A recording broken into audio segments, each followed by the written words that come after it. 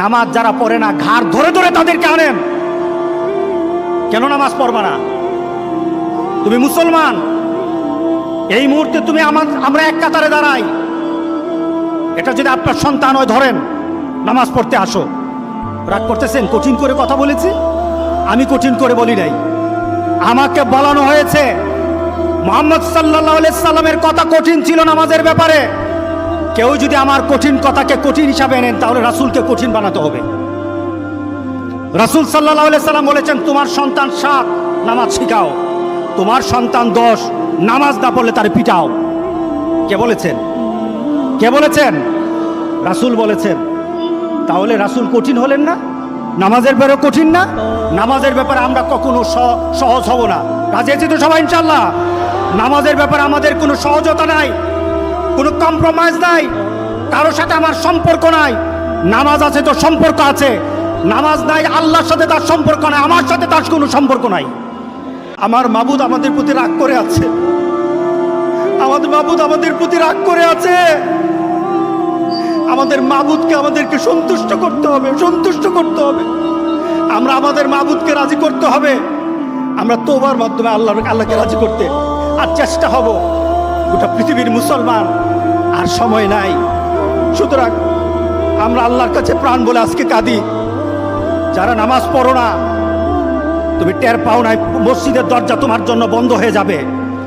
তুমি মনে রেখে দিও, মসজিদের সাথে তোমার সম্পর্ক তোমার হয় নাই, তুমি জান্নাতের দরজাও তুমি খুলতে পারবা না।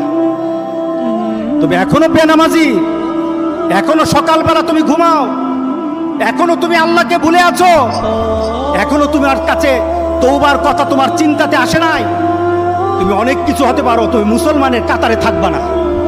তুমি অনেক কিছু হতে পারো, তুমি ইসলামের কাতারে থাকবা না। আমি গতকাল বিকালবেলা মাদ্রাসার মাঠের দিকে যাচ্ছি, এমন সময় একটা ছেলেকে দেখলাম, আমাকে দেখে কেউ দৌড়ে চলে যায়। যেটা আমি মনে করলাম ছেলেটাকে ডাকা দরকার। ছেলের বাবা হতো অন্ধ, ছেলের বাবা হতো বুঝে না, মা বুঝে না, এই ছেলেটা দুজুকের দিকে চলে যাচ্ছে। ছেলের বাবা হয়তো বুঝে না যে আমার ছেলেটাকে আমি ধ্বংস করে দিচ্ছি। আমি ছেলেটাকে দৌড়িয়ে আনলাম, সে ভাগতেছিল। আমি বললাম এদিকে আয়, ভাগিস না। ছেলেটাকে কাছে এনে বললাম, তুই যে চুলটাকে লাল করেছিস, চুলটা লাল, তোর আব্বাকে বলিস আমার সাথে দেখা করতে। অনেকে চিন্তা করবে আমার ছেলে যেভাবে চলে আপনার কি? আমার কিছু না, আমার তো কিছু না। আপনার ছেলে যদি হারামি করে আমার কিছু না, আপনার ছেলে যদি বেনামাজি হয় আমার কিছু না। রাস্তায় যখন হাঁটতে বের হই দেখা যায় ছেলেরা 20-25 জন দাঁড়িয়ে গল্পগুজব করে, 20-25 জন, কিন্তু এই ছেলেগুলি কোনো সময় মসজিদে পাই না আমরা।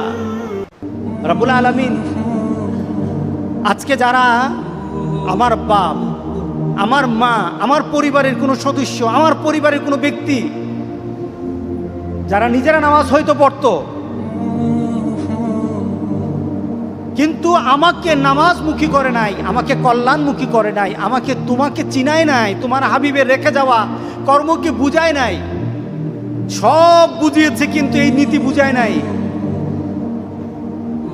আল্লাহ সুবহানাহু ওয়া তাআলা বলেন, তোমার ওই সন্তান আমার সামনে দাঁড়িয়ে যাবে, তুমি থাকবা, তোমার সন্তানও থাকবে, আমার কাছে অভিযোগ করবে। এখানে বলা হয়েছে সাদাতানা ওয়া কুবরাআনা, আমার মুরব্বী, আমার নেতা যারা ছিল তারা আমাকে দিন শিখায় নাই।